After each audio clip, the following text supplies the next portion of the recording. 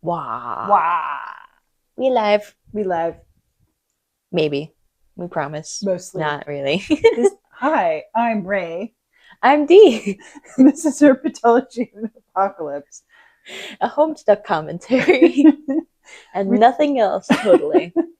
We are so straight laced here, you'll never be able to tell we're anything other than a straight edge. sure. We took last week off because I have a deadline looming. We've got a little more time though, so we're going to take a much needed break from serious forward production and Do a little Homestuck. do Little. some. We're trying for little this time. I can't promise anything though because we skipped last week, so we probably got like consciously nothing, but subconsciously we probably have a lot of things to make fun of. I don't know. It is us. Okay. Yes.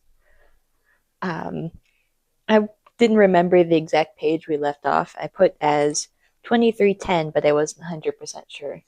The last one that I talked about last time was 2311, Okay. and now we're on 2312. Okay. Then we'll start 2312. Okay. Wah, wah, wah. Wah, wah, wah, wah, wah, wah, wah. Do you have stuff for 2312? I'm assuming you do. Nope. Nope. That's the opening of the mausoleum. Yep. Yeah, I don't have that.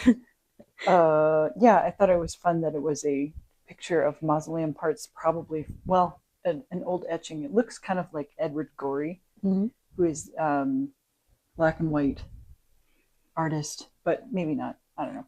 Oh, sorry. I'm so used to Homestuck style being specifically, hey, I took a picture and edited it in this way. But I'm like, yes, this is just usual Homestuck shenanigans. Okay.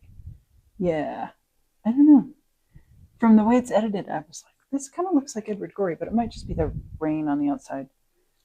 Could be both. Could be both. Doubtful. Anyway, don't know for sure. Yeah. But I like that the cartoon cat head was on top. Yeah, also 2312, we're back into the same pause of we're going to switch characters and very carefully have one panel or one hint that we're switching characters before the switch happens or as the switch happens. Anyway, go ahead. Sorry, I was looking at the cat head and I was like, why is there just one random dark spot on there? Until I zoomed in and I was like, hey, hold on a second, that's the ink spots all over again, except now it's on Rose's stuff instead of just being on John's stuff.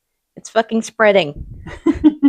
Also, it kind of looks like the head of the Cheshire Cat floating in space. Anyway, probably not.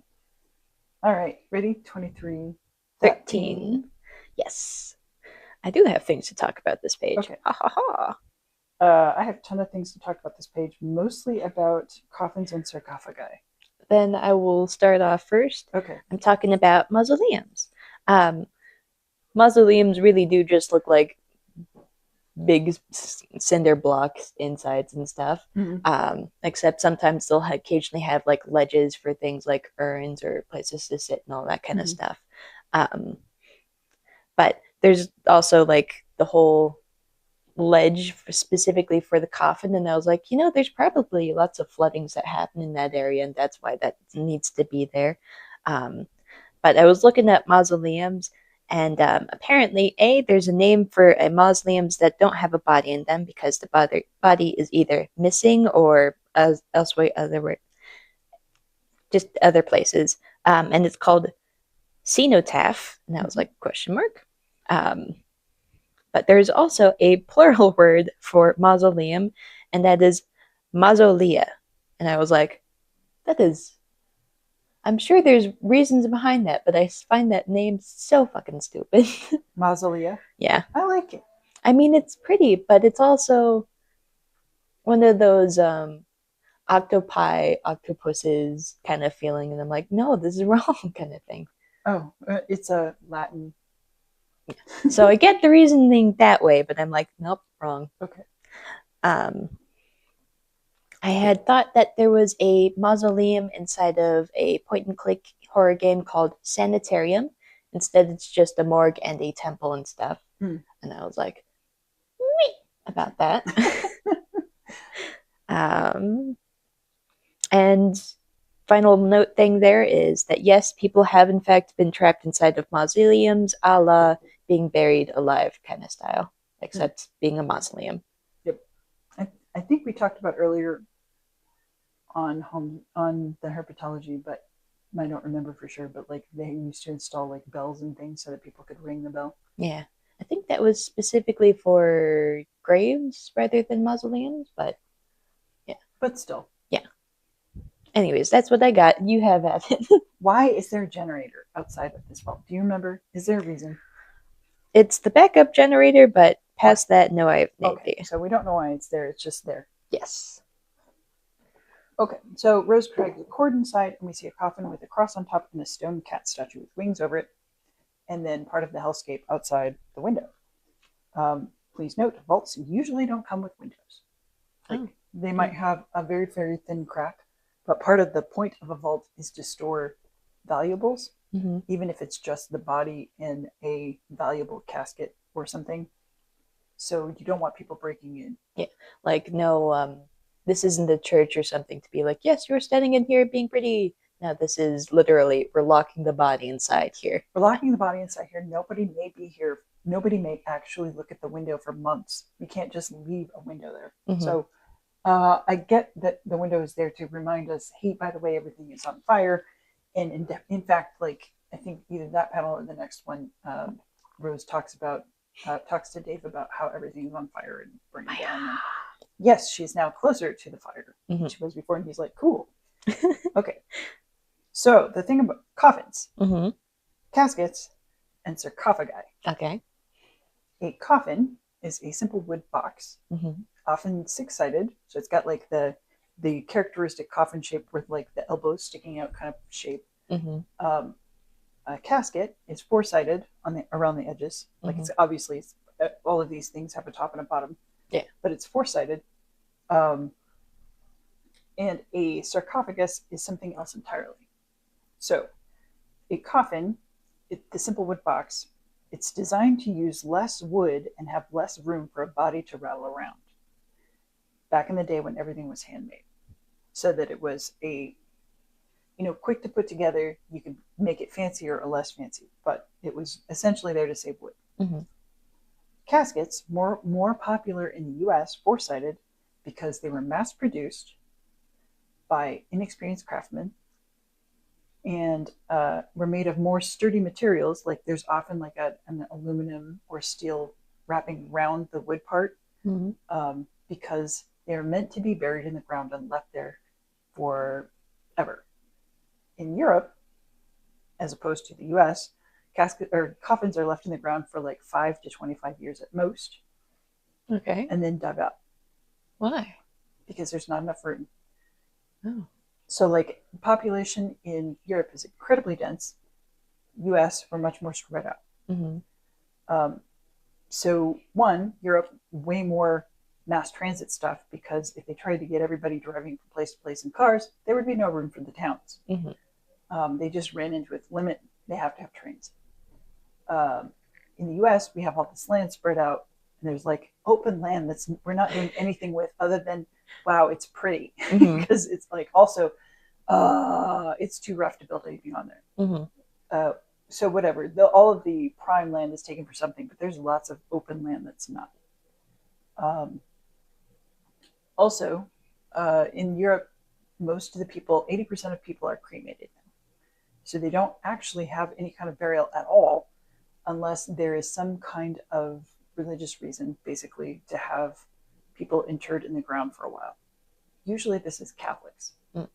They have people interred in the ground for a while, dig them up after a certain period of time, the bones get cleaned off, anointed with wine, and then packed in a very tiny metal box, and then shipped off to a place called an ossuary, where all of the bones are contained. And ossuaries, when you see like the pictures of underground caverns that are lined with bones, those are old-fashioned ossuaries.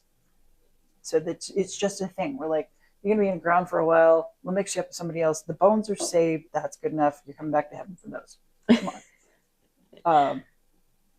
Also, side note, that's probably one of the reasons why you don't see many zombie movies set in Europe because they're like, who's coming back from the dead from this? And not that many people, mostly Catholics. Um, the caskets developed also because another second thing is because they were upsells for a lot of Protestant families who are like, we want the body to be perfectly intact. So when it rises on the final day, it will be in the same shape in the ground so that when people come back from the dead, they won't have a shitty body to come into. We want our zombies to be perfectly healthy. Thank you very much. And if you put them in a permanent box, that clearly will keep everything running. Right. And then there's a whole other thing called a grave vault, which is just a cement liner to keep the ground from collapsing as the coffin rot or as the casket rots, because parts of the casket are wood and cloth and things like that, and they'll still fall in after like 50 years. So used to be everywhere you went, cemeteries would have a characteristic bloop in the ground wherever you saw like older bodies, right? And now it's all just flat and it stays that way. Okay.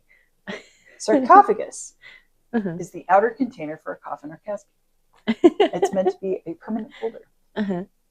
So even though in the Homestuck, if you go back to, I think it's on the next page actually, sorry. You can see that there's only one container and it's shaped like a coffin for the cat, but it's actually a sarcophagus. It's not made out of wood. It's made out of the same color as the rest of the stone and everything. Yeah. There should be a second box on the inside to properly hold the stuff, but that's fine. Yeah. And I have more stuff on that. But you sounded like you wanted to say something and I was like, oh.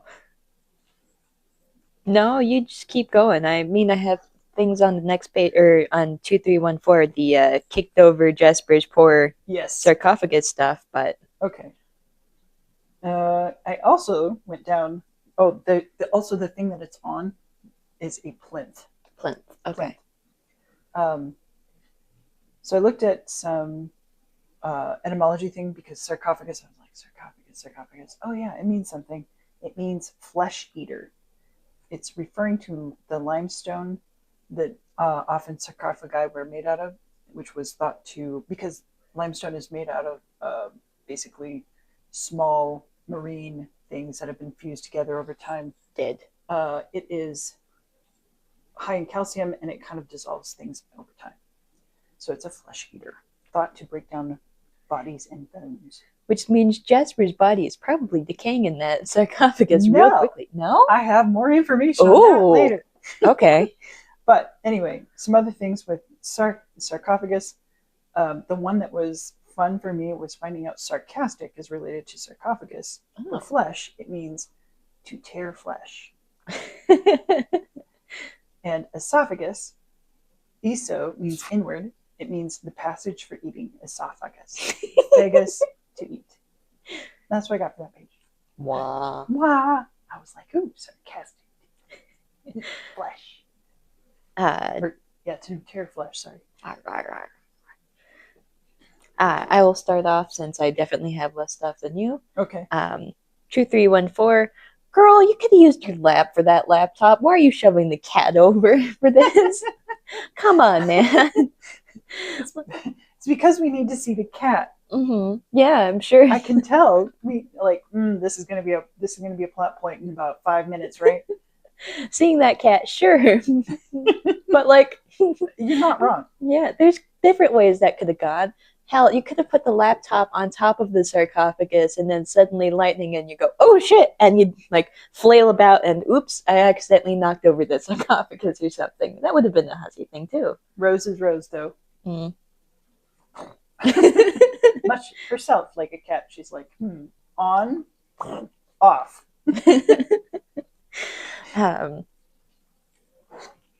I also noted that the whole cat taxidermy to be able to fit into a suit is fucking weird. Like, you had to change the whole kinds of bones for that shit, man.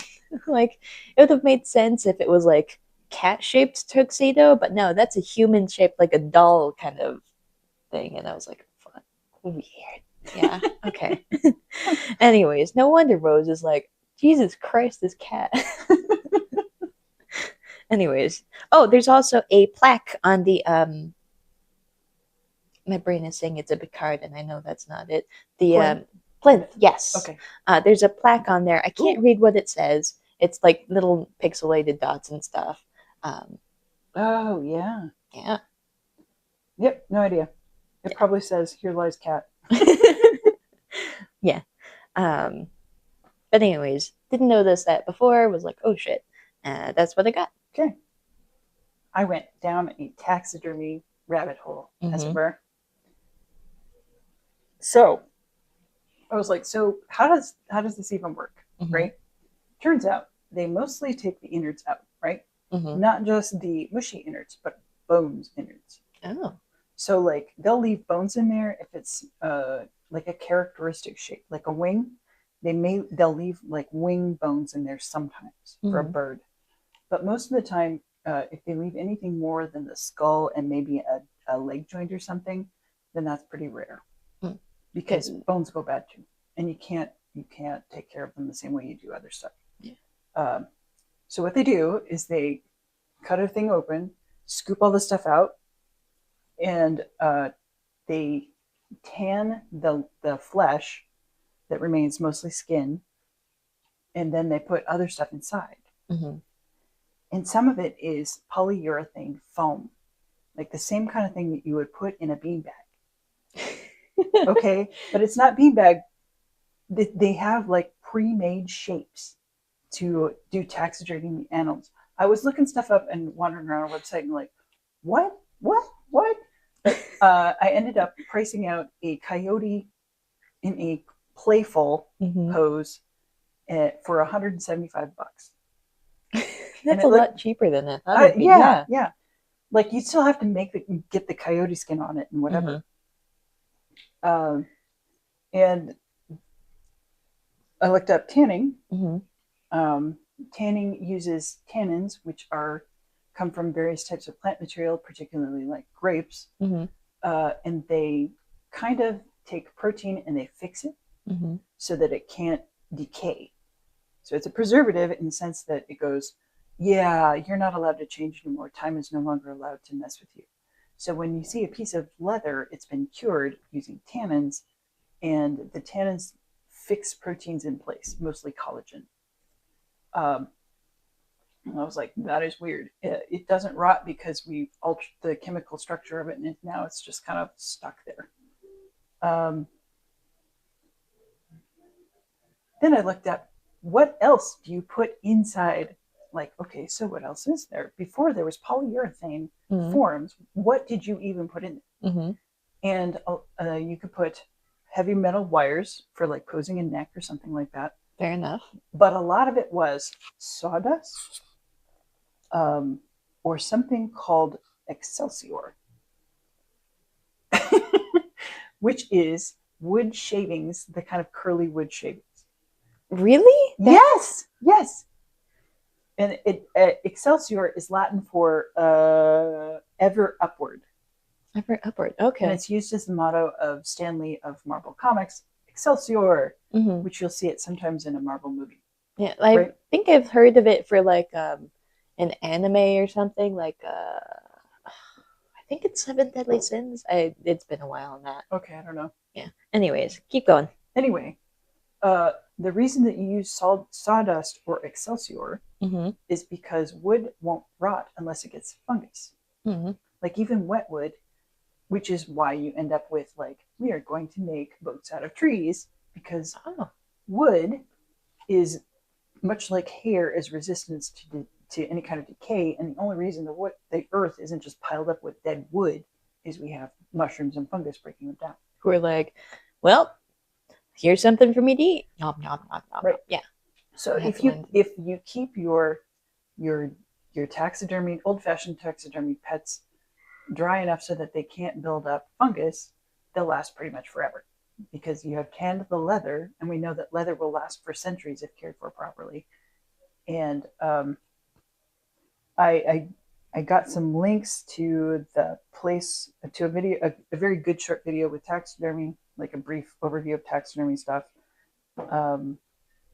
about how to tan hides. And I could probably track down the thing with the coyote form, but it was just fascinating. Like, this is gross. This is, I mean, it's not the grossest thing I've ever seen, but also that takes a lot of skill to turn an animal inside out and take like the neck and the skull out of a bird. Anyway. Well, good to know. I will put that in the description. I don't know if I'm going to be brave enough to go on that for today. Thank you. Okay. Anyway, I'm done with that. I should stop here. I got 2315. You? Same. Okay. This is the page where oh, wait. No, it is. Oh, okay. Which one? What? Sorry, I thought this was the page where Dave was pestering Rose directly and saying things to her, but this is the page right before that. Still have something to say. It just was like, oh wait, that's not what I thought it was. Okay. So something to note is that it's noted, looks like Dave noticed you're back online. And looks like Homestuck noticed that you're online. I should probably lower my volume. Okay. Yeah, because we're gonna hit that song in a second. Sorry. Anyways, looks like Dave noticed you're back online. He pesters you like clockwork. And I was like, how on earth did he know that you're online in this exact moment? TM. Okay. And I was sorry. Stop it. My phone is possessed. Okay, thank you. Sorry. All right, I'm fine. And I would like to posit Dave being put into the same category as Jade and Rose in this shenanigans of knowledge of things they should not know. Oh. Maybe not necessarily in the same way, but... Okay, say that again, because You were distracted by... I was distracted, and I'm like, no, this is a new thought. All right, so... Okay. 2315. So there's the... Looks like Dave noticed you're back online. He pesters you like clockwork. And I was like, how on earth does Dave know that you're online in this moment? You literally just got inside the mausoleum, kicked over a cat. How does he know right now that you are suddenly available to be talked to? Well, it says like clockwork. So it doesn't necessarily need to be precognition. Every 180 seconds. Hey, Rose. Hey, Rose. Hey, Rose. Okay, so I guess he's being a repetitive butthead in that way, I guess. Potentially. I'm willing to consider it, but you'd have to give me some firmer evidence. Okay. I will not be saying anything. I'm so sorry. All right, that's fine. All right. That is what I have for that page. You? I think I just like Rose gets logged in, sees John, goes, what on earth is he up to now? And that's a hint that we're getting past to the other POV in the next thing. I was like, I bet for sure. And both the Pester Chum icon and the Skynet icons are bouncing with notification. Pester Chum would be Dave, but is there a separate message from Skynet that we're not seeing? That would be the way of like, hey, you got the notification or something. Yeah, and that's not just internet, because her internet is that purple S dude, whose name I am completely forgetting at this time. And it's not S-Bird, because that's a separate icon. So I'm like, what is that bouncing around? I don't know. Yeah, because it's not the little house bouncing. It's just the little spirograph. Yep. Yeah. Anyways, next page? Yep, next page. It's mostly just oops, well, I completely forgot that the door was off the hinges for that. Same. I'm like, yes, that was a good example of handling information. You're like, I forgot about that. Oh, wait, no. Yes, I remember that. Yeah, like a very good way of handling the reader there. Then the next page, in which John is bonked on the head by a bucket that falls over onto him. And below him shows up the prankster's gambit. Aww. Is that what that is? Yes. Because I was like, it looks like there is a Jester health bar that like goes up if you joke somebody else, and then goes down if somebody jokes you. Yeah. This is we saw this back with the very beginning. We got to see Dad pie John Oh in the yeah, yeah. face, yeah, or kick John in the face, and he was wearing the beagle glasses and stuff. Okay. That's when we first saw it. Okay. Yeah, but Prankster's Gambit. Okay. But Yeah. that's the health part. Okay. Um, All right. anyways, I was also trying to look up when this whole bucket on the head prank started, and I could not find it because I kept seeing like news articles being like, "Oh no, someone got hurt by this thing," and I was like, "Ugh, come on, man! I just want to see the history of it." Like even Wikipedia was not helping me on this. Oh. Um, but I do know that like The Simpsons have done it. Mary Masha the Irma has done kind of a parody of it or something similar to it with the whole suddenly there are weapons being thrown at you because you opened the door kind of thing. But we also see a Superman comic also has it. I will show you. You just get water dumped on his head for that prankster stuff. But it's been a while around for a while. Obviously, I just cannot find out where it started. I didn't even think to look. Anything you want to say else on that page? We hopped over to John as I predicted. Oh wait, no, that's 2317. Nope, I just was like, wait, is this health bar is a Jester bar? Question mark. Is this how this works? That was pretty much it. Okay. Then 2318. Yep. This is the page that had the music coming out of. We get to finally see Nana Sprites, who also has a prankster's gambit being heavily filled on below her and stuff because she pranked John. The song that plays is called Nanaquin by Mark Hadley because she is a Nana and she is Harlequin. It is slightly out of tune and it drives me nuts. Like, the notes are flat. It is so terrible. Like, I know this is on purpose, but okay. Okay, that's all I had on that page. Do you want to go to the next one? Yes, that's all I had on that page too. Okay. 2319. You're gonna go first because I got stuff. Okay. This is the page where Rose and Dave finally talk. This is we finally get to see Dave mentioning, maybe these puppets really are kind of creepy. Don't tell John though.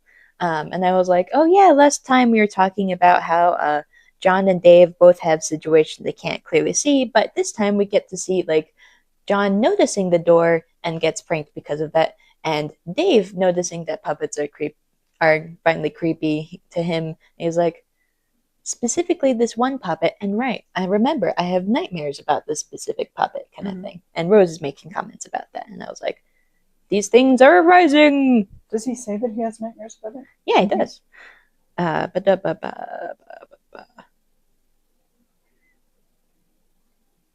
Oh, sometimes I dream that he's real and he's talking to me and I wake up in a cold sweat and basically flip the fuck out. Yeah. Okay. Nightmare. And anyways, I was like, neat. Glad to see that coming back up so soon. Yep. That's Also, I wanted to note that Rose has apparently read and liked multiple of Bro's websites. Bro being the older brother of Dave. And I was like, this is a little spoiler, but I'm like, well, not majorly too, but I'm like, oh, honey, I don't think you should be reading those kind of thing. Anyways, that's what I got for that. You? Okay. We went back to Rose. Rose can now see John with and I was calling her Grand Sprite. What's the actual name of that? Nana Sprite. Nana Sprite. Okay, with the Nana Sprite. Oh, because Nana Sprite on her screen. So looking at the scene from Rose's screen, it doesn't show the text that we see at the bottom of our screen from the same scene. Like if you go back, all right, to page 23, not 2318 because that's kind of 15, 23, yeah, 2315 or 15 or 16, yeah, no, 2316 for sure. 2316. Okay. Okay, so at the bottom, one, it's got a question mark over his head. It says, "You're right. Didn't Rose yank the door off its hinges?" Blah blah blah. There's text down there, And then you can see the prompt, incredibly alarming, investigate, right? Mm-hmm. But when you get to 2319 and you're looking at it through the frame of Rose's laptop, so you've got the icons at the bottom and the controls at the top, correct? Mm-hmm. You don't see any text at the bottom. Yeah, she So, got no prompt. so she doesn't get to see the game. She's just seeing that. And I was like, oh, actually, I never noticed that for sure before. Mm-hmm. But now I'm like, clearly, we're getting information that she does not have, or doesn't seem to have. Mm-hmm. And so Dave says John might have been right about the puppet, specifically Lil Cow, being creepy. And I was like, okay, so if Lil Cow is Lil Cow, who is Big Cow? What is he a Lil of? And I went down some rabbit holes and some theories and stuff and didn't like any of them. So I was like, nobody can really document anything as far as I know. And instead ended up at the knowledge that I did not previously have, and you probably have already told me about, and I completely forgot because it's no longer not relevant yet, was that Andrew Hussey has a brother. His name is Byron. No, I did not know that. Oh, okay. I was looking around, and initially I was very suspicious that this was a alter ego. Okay. Because there's not a lot of information on him. Uh-huh. But I actually tracked it down. He's a real person. He has a separate LinkedIn profile and works at a legit company. He used to be the director of operations at Andrew Hussey's production company, the Pumpkin thingy. What Pumpkin? What Pumpkin Productions. And then he went on to work at a financial advisory thing called Cambridge Associates as an investment advisor. Neat. And like he's an assistant director or something like that. So he has worked his way up. He has an English degree from Temple University. So I'm like, okay, he's a real guy. Great. Okay. They worked together on something that's on IMDb, Barty's Brouhaha, which I only have watched the first episode of so far, but there are I think canonically three and possibly 4 episodes, and it's got its own YouTube channel and stuff, and it's a Bigfoot documentary. And so what happens is there's a guy, and he has a very weird kind of falsetto voice, and he is explaining very patiently the process of finding Bigfoots and how you have to sneak around. And then, of course, somebody in a monkey suit, large monkey suit, runs in and starts beating the shit out of him. Like one point, I think this is at the start of like the second video, but I don't remember for sure. He's like, it's very important to have a good flashlight. Here's my flashlight. It's red. In China, red is a lucky color, and I think this might be true. I'm like, I think this might be true, and it's like a fake voice. So I was like, this has got to be Andrew Hussey at first. No, it's a different guy. They just look similar because they're brothers. And all of a sudden, and this has happened 4 or 5 times by now. He's in the middle of this discussion, and it's like all of a sudden, the Bigfoot comes in and no, don't hurt me. I'm done. Oh no! And in each section that I've watched so far, he goes over to his computer, starts everything up, goes over to his computer, clicks start, and then the theme song of Gremlins plays.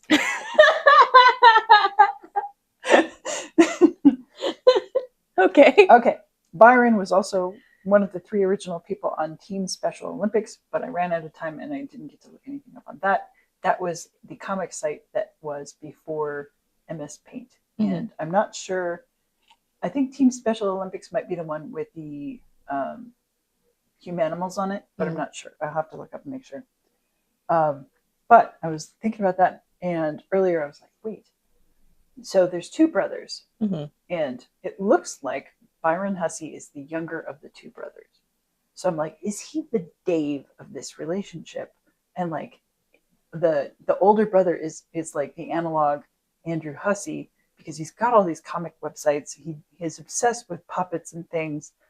You know, I don't know if Dave's older bro is named Andrew, but maybe his older brother is named Cal. I don't know, but it just seems like he's Andrew Hussey is making fun of that relationship there, like particularly himself in that relationship. But it seems like he's spoofing that brotherhood thing every once in a while. Also, This is panel 2319, and as noted, that's the Monsters Inc. Code for human contamination. 2319! 2319! Yes. Okay. Hi. Hello, Goober. Thank you. All right. That's all I got for today, because that's as far as I got. I went down that rabbit hole of like looking up all of the Byron Hussey, and I'm like, is he even real? Is he real? Okay. I have no comments on that. I did not know that Byron Hussey even existed, to be honest. So I really have no comments on that. Thanks for joining us. Hey, we managed to actually get like 30 minutes for this rather than an hour. We did it. I got a thing that just popped in my head. Okay. So I have to say it. So if the older brother is Andrew and the younger brother is Byron, is there a third brother named Calvin? A, B, C. I don't know. I hope not. Okay, we're leaving that be there. Goodbye, everyone. I wish you well.